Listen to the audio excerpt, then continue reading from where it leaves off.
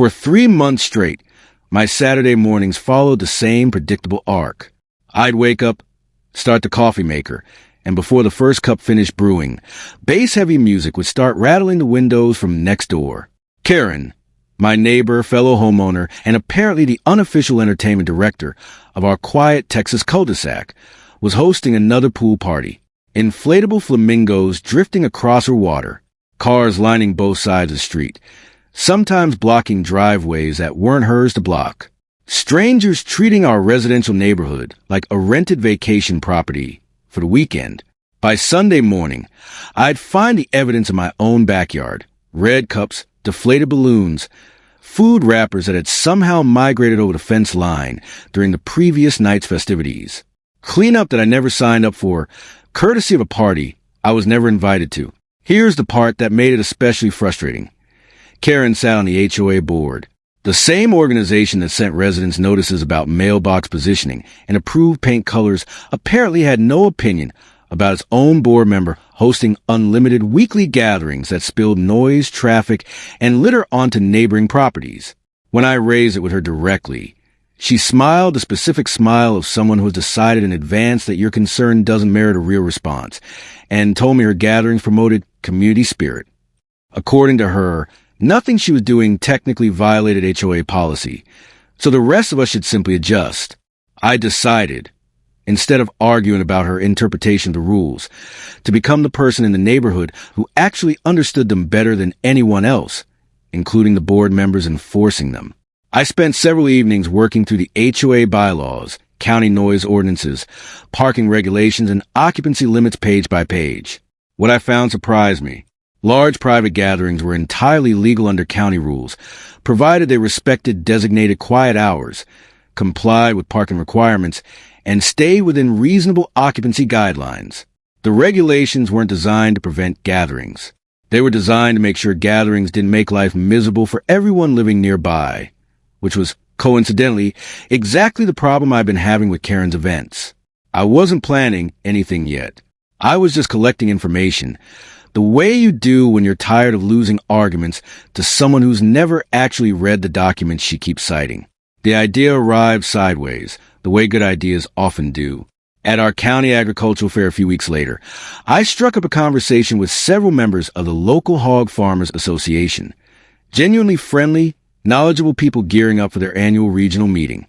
Over lunch, one of them mentioned, half joking, that they'd love a relaxed outdoor venue for a neighborhood appreciation barbecue sometime after convention wrapped up. I offered my street before I'd fully thought through what I was offering, but I did the homework properly. I confirmed parking arrangements with the county. I verified every applicable permit.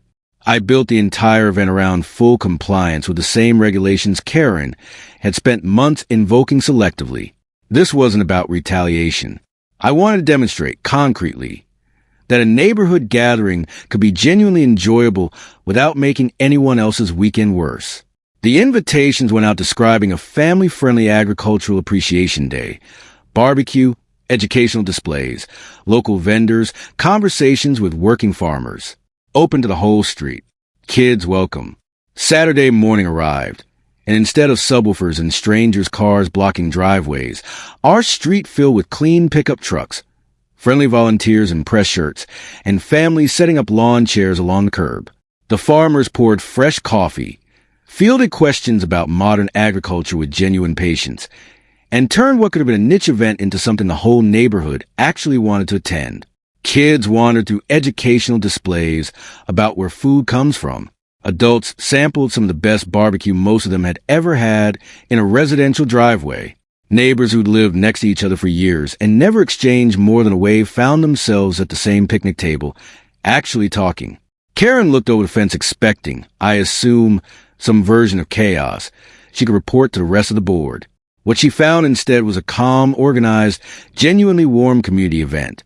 She walked over holding a folder of HOA documents, clearly prepared to identify a violation. I handed her a binder before she could ask. Every permit, every county approval, the full parking plan, every regulation she'd cited to me over preceding months, addressed point by point, fully compliant. She paged through it slowly, and I watched her realize in real time that there was nothing in there to challenge. I'd done exactly what she'd always insisted was required. I'd just actually done it. The rest of the afternoon unfolded the way good neighborhood events are supposed to unfold. Families took photos next to antique farm equipment. Kids asked the farmers question after question. Longtime residents who'd been polite strangers for years finally became something closer to actual neighbors. It was, by general consensus, one of the better afternoons that street had seen in a long time. For the first time in months, Karen's usual evening event drew almost no attention. People who would normally have been irritated by the noise were instead winding down a genuinely pleasant day. And the contrast between the two kinds of neighborhood gathering did more persuasive work than any conversation I could have had with her directly. She found me by the fence that evening. Quietly, without the defensiveness from our earlier conversations, she admitted she hadn't fully considered how her weekly parties had been landing on the people living around her. We talked honestly, not about shutting anything down, but about what reasonable balance actually looked like between celebrating and being a considerate neighbor. By the end of the conversation, we'd agreed that future gatherings, hers included, would work within clearer boundaries. The next HOA meeting felt different from any meeting I'd sat through before. Instead of the usual cycle of complaints and defensiveness, residents worked together on actual event guidelines, reasonable quiet hours, a real guest parking plan, advance notice requirements for larger gatherings. The proposals passed with broad support. Karen, notably, thanked the room for helping the community find a better way to handle this. The hog farmers left behind more than excellent barbecue. They left behind a template. Proof that a neighborhood gathering done thoughtfully creates the kind of goodwill that loud, unconsidered parties never managed to produce. Weekend get-togethers continued on that street, but they got smaller, friendlier, and noticeably more centered on actually connecting with the people who live there rather than putting on a show for strangers. A few weeks later, Karen showed up at my door with a homemade pie and an apology for letting her enthusiasm run ahead of consideration for the people living closest to her. We ended up laughing about how a barbecue with some hog farmers had quietly accomplished what months of pointed conversations never had. By the end of that summer, the whole street felt different. Charity cookouts replaced one-off parties. Kids played in the shared park without the residue of someone else's Saturday night scattered across the grass. Quiet evenings actually stayed quiet.